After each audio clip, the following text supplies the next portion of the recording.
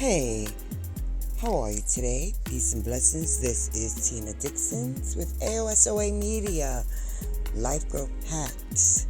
And today I bring this podcast to you so that we together can grow as a community.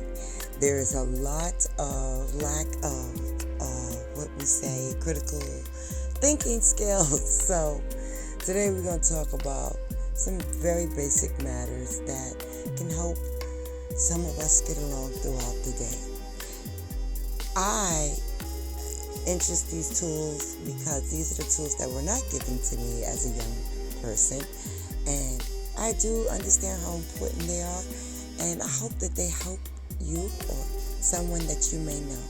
Please feel free to share, join the podcast, subscribe, and I look forward to hanging out with you guys in the future. Enjoy. How to make healthy comparisons. You've learned a lot so far. You know now why we make comparisons with others and the dangers of making the wrong type of comparisons. In this video, we will discuss how you can make comparisons with others that are actually beneficial to you. It starts with intention. If you want to make healthy comparisons, then you need intent. You are consciously choosing to compare yourself to someone else for a positive reason. It has nothing to do with envy or any other negative emotion that will make you feel terrible. You can choose a person currently living or dead for your healthy comparison. As long as there is information about them that will help you to change the way that you think and behave for the better, then it doesn't matter. Your intention is always to learn from these people so that you can make better decisions in life. As you move from one situation to another, you can think of yourself, how would the person that I'm comparing myself to handle this situation? If you really know a lot about them, then you should get the answer you are looking for. You're not limited to just making healthy comparisons with just one person. Nobody is good at everything, so you can have a number of people that you compare yourself to in different situations.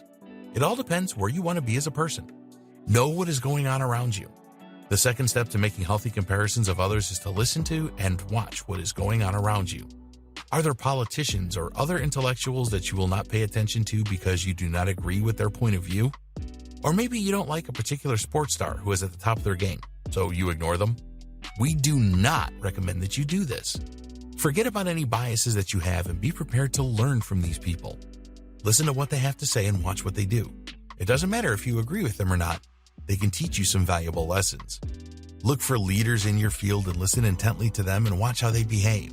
Doesn't matter if you agree with their philosophy or not, because you can use this to determine some of the things that you do not want to do. And of course, you might learn some good things from them too. You will always win by doing this. Become an avid reader. Do you read regularly? This doesn't have to mean buying books, as there are plenty of inspiring and helpful online resources that you can learn from. When was the last time that you read an inspirational blog post about a topic of interest that could help you to improve your life? Today, you can find videos about all kinds of subjects that you can learn from.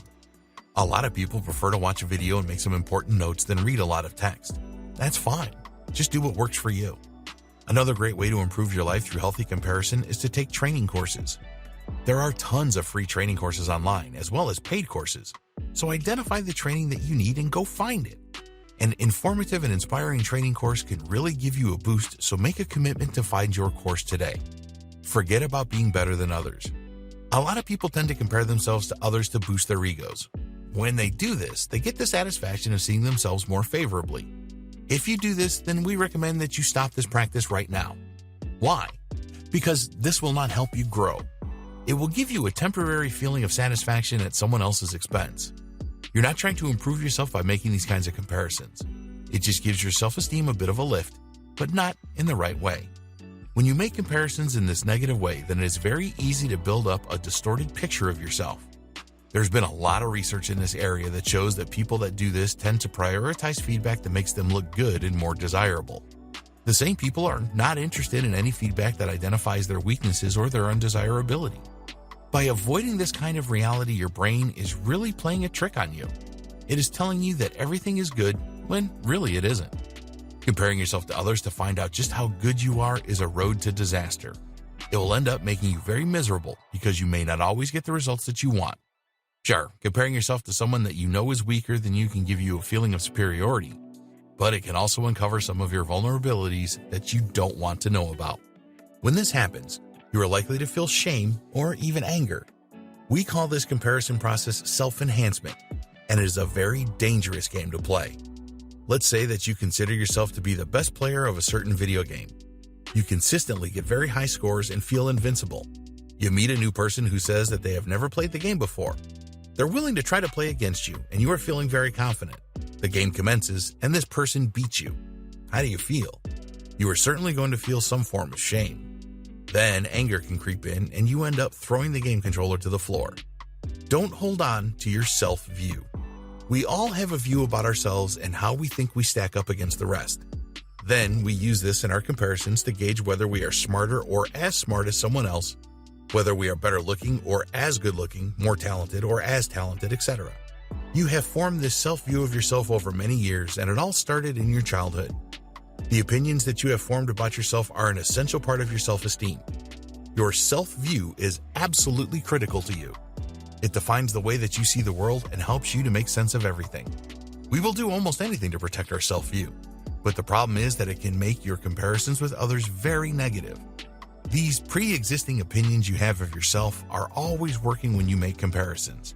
It is the reason that you make the comparisons in the first place. So, the tendency is for you to make a lot of comparisons so that you can confirm your self-view. If you believe that you are a great public speaker, then you will look for ways to verify this. What you don't want to hear is feedback that you still need to sharpen your skills. But what if you could be accepting of this kind of feedback? What if you have the belief that you can always learn something new and that you are not the finished item? This may be extremely difficult for you to take on board at first, but it will help you to make much healthier comparisons. In the next video, we will look at ways that you can take small steps to make big changes when it comes to comparing yourself to others.